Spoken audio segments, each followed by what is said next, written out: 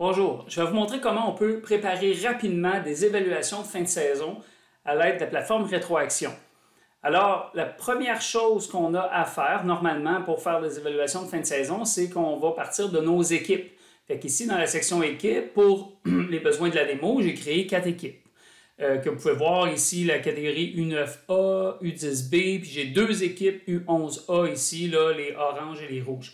Dans chacune de mes équipes, normalement, on va retrouver des athlètes et on peut retrouver aussi du personnel d'équipe. Excusez.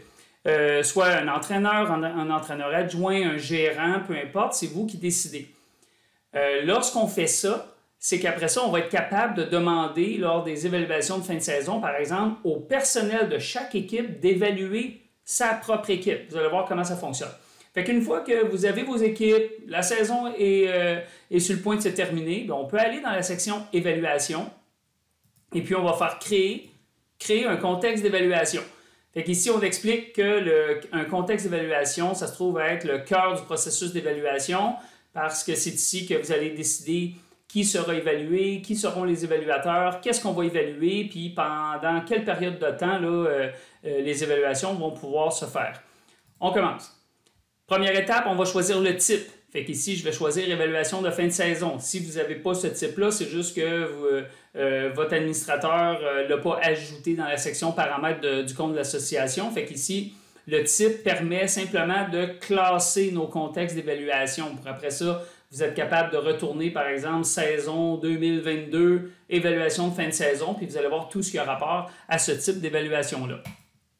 Ensuite, la durée. Fait que si jamais on finit la saison puis vous donnez 1 semaine, 2 semaines, 3 semaines à vos évaluateurs pour compléter les évaluations de fin de saison, c'est ici qu'on va mettre les dates. Parce qu'une fois que la date de fin va être passée, les évaluateurs ne pourront plus modifier leur évaluation. Fait qu'ici, par défaut, on initialise ça au prochain mois, mais vous avez la liberté d'ajuster les dates comme vous voulez. Suivant, groupe ou équipe. Dans notre cas, on va choisir les équipes. Parce que nos équipes sont déjà formées dans la plateforme Rétroaction, fait qu'on va choisir les équipes. On va faire suivant. Ici, le système me demande quelle équipe je veux évaluer. Fait que vous pourriez y aller faire plusieurs fois ce même processus-là, mais vous pouvez aussi dire, moi, c'est toutes les équipes que je veux évaluer. Suivant. Ensuite, le système, dans une équipe, comme je vous montrais tantôt, on a des joueurs, on a des entraîneurs, des adjoints, des gérants, tout ça. Eh bien là, le système vous demande c'est qui que vous voulez évaluer à l'intérieur de ça. Fait que nous, on va dire c'est seulement les joueurs qu'on veut évaluer. Suivant, le système nous propose, OK, on a sélectionné plusieurs équipes. Le système a détecté la présence de plusieurs équipes, aussi de plusieurs catégories différentes. Fait qu'il nous propose 3 choix. Est-ce qu'on veut avoir un seul contexte d'évaluation avec tous les groupes, tous les joueurs de toutes les équipes, je veux dire, dans ce même contexte-là, pour avoir un classement de tout ça? Ou avoir un contexte par catégorie. Ça veut dire que j'aurais un contexte d'évaluation pour le U9, mettons A, un autre pour le U9B, un autre pour le U11A et compagnie. Ou on peut y aller un par équipe.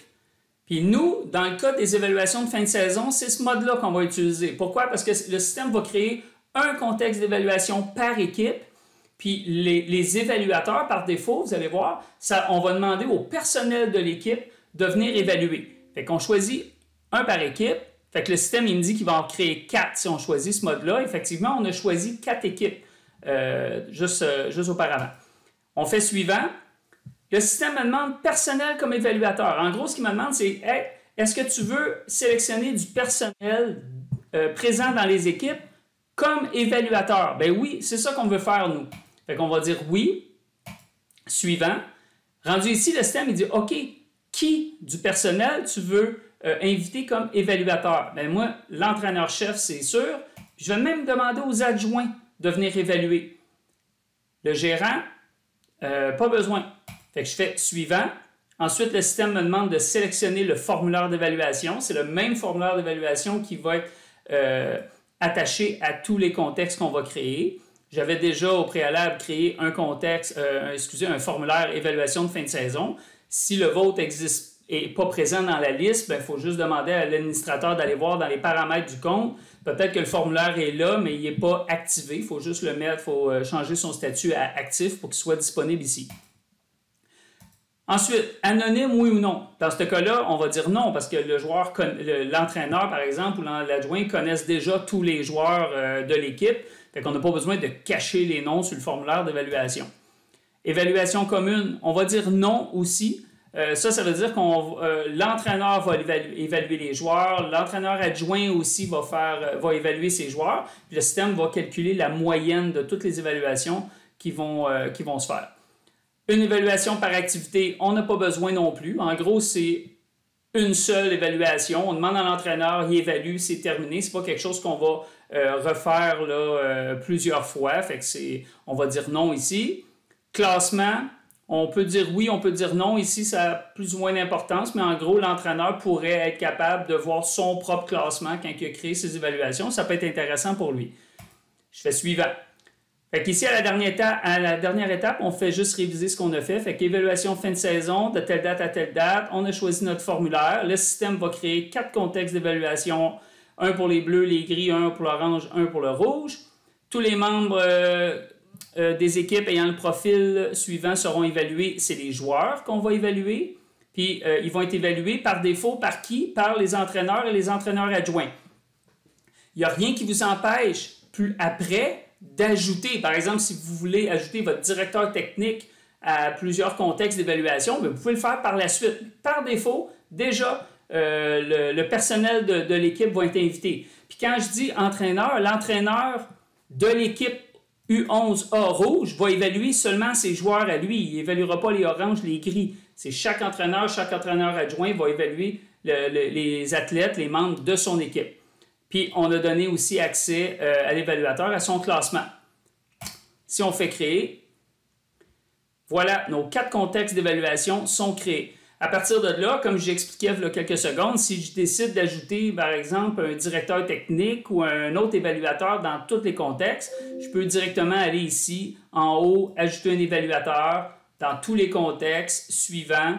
Puis là, je pourrais dire, tiens, c'est Michel Tremblay que je veux ajouter. Puis je pourrais décider d'y envoyer une notification à lui tout de suite ou pas. Puis je fais ajouter. Puis là, je viens d'ajouter automatiquement, vous voyez, 2, 3. Fait que si je prends les rouges que j'ai ici, si j'ouvre le contexte, j'ai mes 8 joueurs que je voulais évaluer. Puis l'évaluateur, j'avais déjà mon entraîneur, mon adjoint. Puis je viens d'ajouter Michel Tremblay. Fait que je vais avoir 3 évaluateurs qui vont évaluer ce groupe de joueurs-là.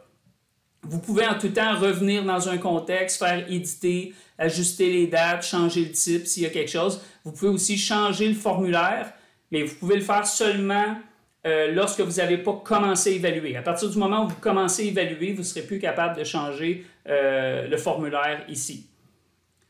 Ensuite, une chose qui peut être intéressante ou une question que vous pouvez vous poser, c'est que là, j'ai 2 contextes d'évaluation, par exemple, pour le U11A. Mais il y en a qui vont décider, vont dire, ben oui, mais moi, j'aimerais ça avoir tous mes joueurs dans le même contexte. Parce qu'ici, on va avoir un classement des joueurs orange, puis on va avoir aussi un classement des évaluations des joueurs rouges. Mais j'aimerais ça avoir les deux. Bien, vous pouvez cliquer en haut sur classement, puis classement ici. Puis là, je pourrais dire, montre-moi ces deux-là ensemble, suivant. Puis là, le système, il va vous générer un classement combiné de tous les joueurs de ces 2 groupes-là. Fait qu'ici, j'ai les contextes d'évaluation. Fait que je pourrais quand même filtrer et dire, montre-moi juste les évaluations des oranges ou des rouges, mais je peux dire tous. Fait que je pourrais aussi bien prendre mon A, mon B ou toutes mes équipes de A, puis générer un classement, puis voir tous les résultats des évaluations qui ont été effectuées. Fait que c'est aussi simple que ça. Fait qu'imaginez, vous avez, je sais pas, 25 équipes en fin de saison. Vous pouvez juste suivre cette séquence-là, faire OK. Les entraîneurs, les assistants vont recevoir un courriel. Fait qu'en quelques secondes, vous pouvez déjà lancer toutes vos évaluations à tout le monde. Puis juste, dernière petite chose, quand je regarde, par exemple, un contexte d'évaluation, puis je vais voir mes évaluateurs, vous pouvez voir ici que mon entraîneur et mon assistant ont déjà reçu une invitation. Fait qu'eux, il y a déjà un courriel qui est envoyé qui dit « On vous invite à venir évaluer votre équipe. Cliquez ici pour le faire. » Puis vous, bien, de votre côté, vous pouvez juste consulter les évaluations, venir voir le classement. Vous pouvez même cliquer en haut pour faire « Suivi des évaluateurs ». Puis vous allez voir quel évaluateur a évalué, combien d'évaluations qui ont faites, puis vous pouvez envoyer des rappels aussi, tout ça. Alors, c'est à peu près ça. Fait que vous voyez qu'en quelques minutes, là, vous pouvez vraiment préparer toutes vos évaluations de fin de saison pour toutes vos équipes.